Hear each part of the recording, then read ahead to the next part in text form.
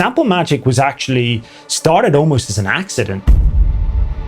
Sample Magic. Sample Magic. Sample Magic. Sample Magic. The newest synth on our website, Zone by Audiaire.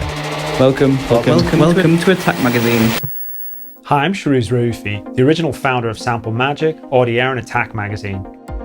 In this class, I'm going to share some of the key lessons I've learned in my career as a music industry entrepreneur. I'll teach you how to make your ideas stand out and guide your creative potential into a real revenue-generating, scalable business.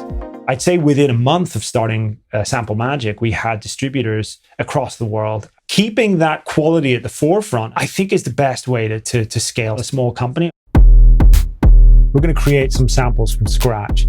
I'm going to show you folks some techniques I've used over the years when I've made samples. Normally, I would use a variety of sound sources. I'd probably start with a real piano, electric piano, or a bunch of vintage analog synths. So if you wanted to play like an acid sequence, you could start down here and then gradually go like from